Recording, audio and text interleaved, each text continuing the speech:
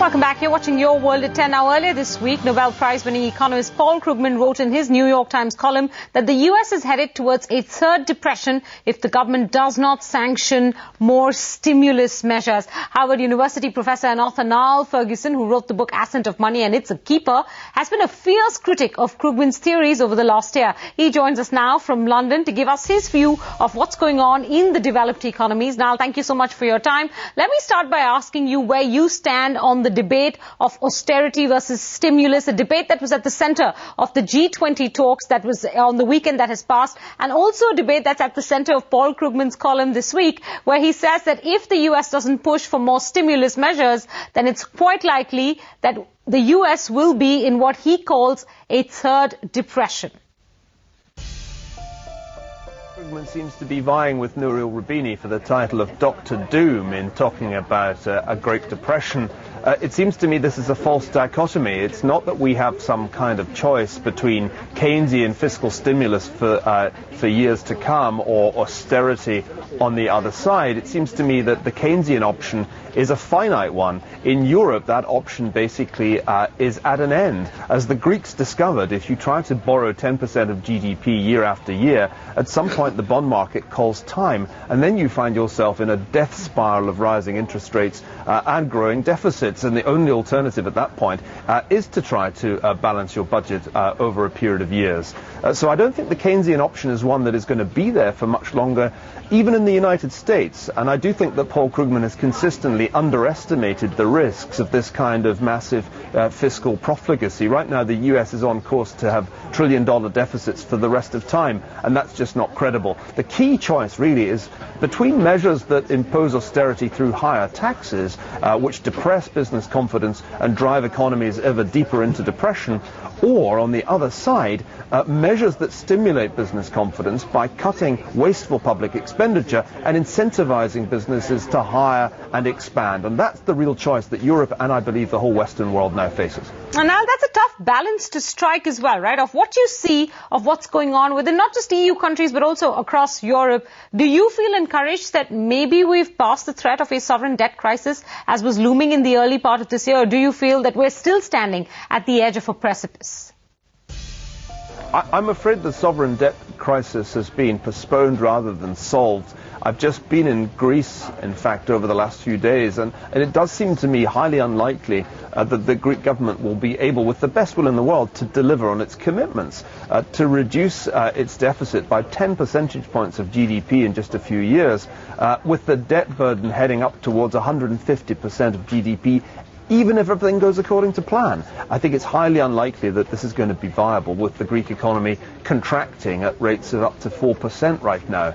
So I'm afraid the sovereign debt crisis is still with us, and if anything, it's migrating, because right now the situation in Spain, not to mention Portugal, is giving real cause for concern. I sense that this crisis that's looming in the Spanish banking sector needs to be seen as part of a wider crisis of European banks, and many of these banks are in trouble precisely because they have exposure to sovereign debt, not just Greek debt, but also the debt of the other so-called pigs. So no, it ain't over in Europe, and I think there are going to be some very, very difficult decisions to be taken in the days and weeks ahead as we try to grapple with mounting doubt about the solvency of major financial institutions in Europe.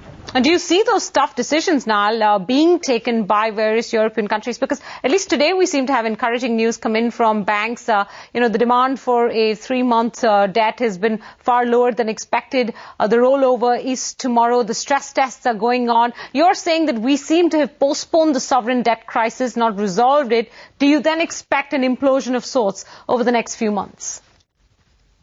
I think what governments need to be doing, and I include the United States in this, is coming up with credible plans to get back into fiscal equilibrium over 5 or at most 10 years.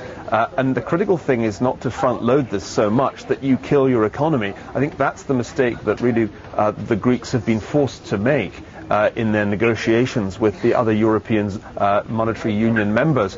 The thing about the UK budget, which we just saw last week, which impressed me, was that the emphasis was much more on cutting expenditure in the welfare side of government and maximising the incentives to business by phasing in a reduction in corporation tax. It's that kind of encouragement of the private sector that really we need to see, because if the private sector doesn't feel more confidence, if the incentives aren't there to take on new workers and expand operations, there never will be a sustained recovery. What you'll get is what they've got in Greece right now, which is a kind of permanent recession enforced by fiscal austerity. And coming back to the US, Niall, you don't entirely agree with Paul Krugman, do you, that if there isn't further stimulus in the American economy, it could be headed into what he calls the third depression? Well, the term depression is one that one has to use with great care. In the Great Depression, unemployment in the United States rose as high as 25%, which is more than double where it is right now, and gross domestic product contracted from peak to trough by a third. We're a very long way away from a situation as dire as that. I think it's much more realistic to talk about the dangers of a double-dip recession, or to be even more sanguine, a slowdown in the second half of 2010 in the United States. Now, that seems to me to be quite likely. The idea that we'll only avert a Great Depression by running ever larger stimulus programs is frankly nuts.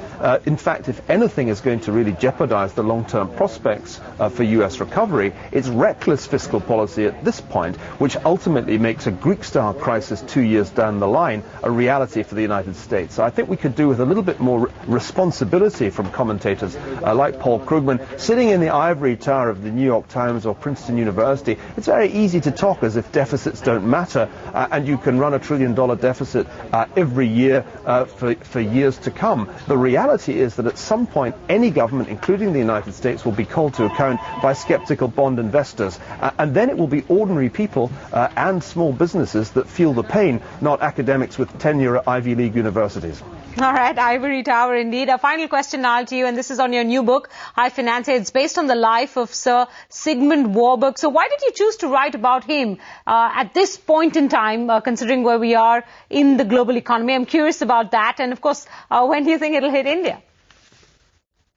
Well, we have some very important lessons to learn from financial history. That much must be clear to everybody. And Sigmund Warburg was a banker of a very different kind from the bankers that we see on Wall Street and in the City of London today. He died in 1982 after a life in which he had been responsible more than anybody was for rebuilding London as a financial centre. And Sigmund Warburg represented a very different approach to finance, in which relationships and trust were at a premium and transactions were really not the most important thing. Indeed, the interesting thing about Warburg was that he didn't really regard the P&L, the profit and loss bottom line, as the most important thing. For him, the key thing was to have high ethical standards, to maintain trust between clients and banks, and those are values which I would like to see revived in financial centres, not only in the West but in Asia too. So he's an example, I think, which today's bankers would do very well to learn from. All right, Niall, can't wait to have it here in India and read it. Thank you very much for your time, and thank you for joining us on Your World at 10. That's Niall Ferguson. I'm sure you've read The Ascent of Money. That's his very famous book. And the second one is out already.